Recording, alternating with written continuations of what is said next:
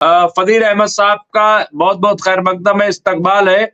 और फदील साहब senior political analyst हैं और वो नेशनल और इंटरनेशनल जो पॉलिटिक्स है उस पर बड़ी अच्छी नजर रखते हैं और गुफ्तगू भी वो बड़ी पॉलिटिकल करते हैं। और वही चीज सामने आ रही है। क्या कहेंगे फदील साहब? पहले तो इस बात पे यकीन नहीं किया जा रहा था, लेकिन अब ये बात बिल्कुल वादे हो गई है। आज तो डोनाल्ड ट्रंप ने सारी हदें पार कर दी और उन्होंने कहा कि गजा को हम जो है जन्नत बनाएंगे और गजा को हम खाली करवाएंगे इस तरह के, और गजा पे हम कब्जा कर लेंगे। फौज भेजने तक की बात कही है। अभी तक तो ये था कि पता नहीं कौन सा मीडिया क्या बात कर रहा है, सही है नहीं है क्या है, लेकिन अब तो ज्वाइंट प्रेस कॉन्फ्रेंस में ये बात कही उन्होंने। और अभी हमने वो तमाम बातें कही। दूसरी चीज ये कि ऑस्ट्रेलिया से लेकर यूरोप के कई ममालिक ने उसको कंडम किया है, सऊदी और मुस्लिम ममालिक ने कंडम किया है। हमास ने आज चैलेंज कर दिया है कि हम यहां से जाने वाले नहीं हैं, हम लड़ेंगे, हम रहें या न रहें। जी क्या कहेंगे आप फजील साहब इस पे? ये जो तस्वीर आई है, क्या बहुत बड़ी गलती कर दी इस तरह का बयान जारी करके, या अपनी जहालत का ऐलान कर दिया है डोनाल्ड ट्रंप ने? देखिए मैंने 1-2 दिन पहले भी आपसे कहा था कि कोई पेड़ कितना भी बड़ा हो पर वो बूढ़ा भी होता है, वो गिरता भी है, सूखता भी है, उसके एंड होता है। तो ट्रंप जब पिछले बार आए थे तो उस टाइम में और आज के टाइम में उनसे उम्मीद की जा रही थी कि देखिए जब नया नया कोई थानेदार बनता है ना तो वो इलाके के ठेले वाले, खुंचे वाले, गरीब दुकानदारों पर जुल्म करता है अपनी पावर को दिखाने के लिए। और एक आध हफ्ते बाद वो धीरे धीरे समझ जाता है, उसके बाद उसका जुल्म बंद जाता है और वो सामान्य तौर पर रहने लगता है। तो ये जो ट्रंप अभी आए हैं ना, इनको अभी नया नया जरा शौक है कि हम दुनिया को बदल देंगे। या सिर्फ यही नहीं कहा उन्होंने, ग्रीनलैंड की बात करके पूरे यूरोपीय यूनियन में आग लगा दी और फ्रांस को कहा कि अरे, कनाडा को कहा कि तुम अमेरिका में मिल जाओ।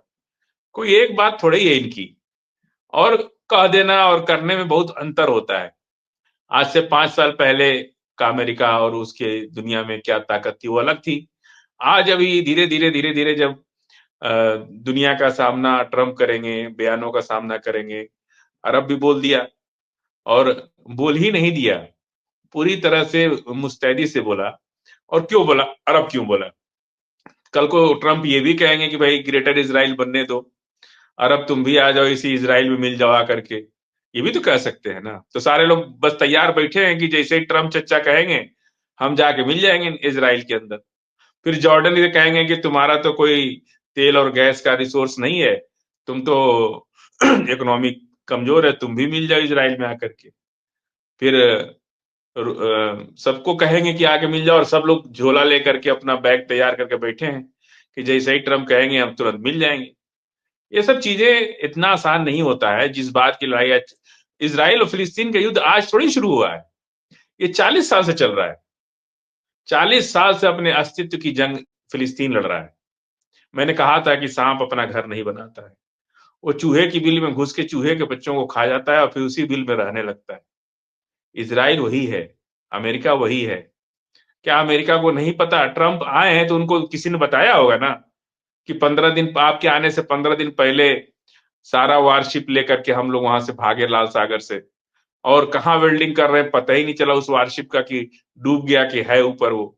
और पूरे वारशिप लेके भागे, अपना फ्लाइट जहाज भी, लड़ाकू विमान भी लेके भागे। ये बात नहीं बताएगा कोई उनको कि अगर हम दोबारा गए तो जो हमारा सामान्य हो रहा है व्यापार लाल सागर में, जो स्थितियां सामान्य हो रही हैं वो दोबारा खड़ी हो जाएगी।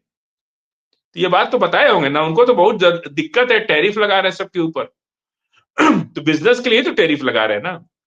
और इस तरह के बयान दे करके उन्होंने अमेरिका के लोगों को नाराज कर रहे हैं, क्योंकि अमेरिका के लोग तैयार नहीं है आपको पैसा देने के लिए।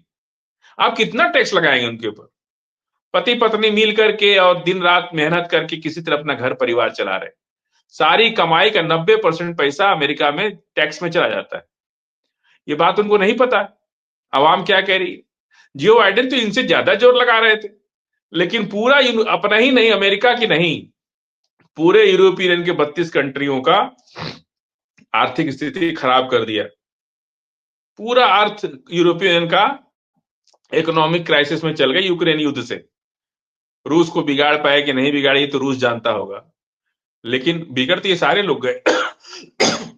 आज रूस के सामने गैस खरीदने के लिए ये लोग त्राहिमाम मचा है, पैर पकड़ने को तैयार हैं कि रूस हमको गैस ना बंद करो। तो ये स्थितियां हैं। अभी ट्रंप आए हैं, जोश बहुत होता है, नया नया कोई कैप्टन साहब हैं, इनका भी यूनिट कमांडर जब कोई नया नया आता है तो ज्यादा परेड कराता है, ज्यादा सबकी फिटनेस चेक करता है, ज्यादा हवाई जहाज के अंदर चढ़ करके देखता है कि भाई ऐसा करो वैसा करो। और सब ये सारे लोग जानते हैं कि 1 महीना तकलीफ झेल लो, उसके बाद ये भी ठीक हो जाएंगे। तो ये सब जगह होता है। गांव का जो है कोई भी नया नया जब, और एक बात कैप्टन साहब ने कही कि हमास जो है वो अपनी आर्मी छोड़ दे।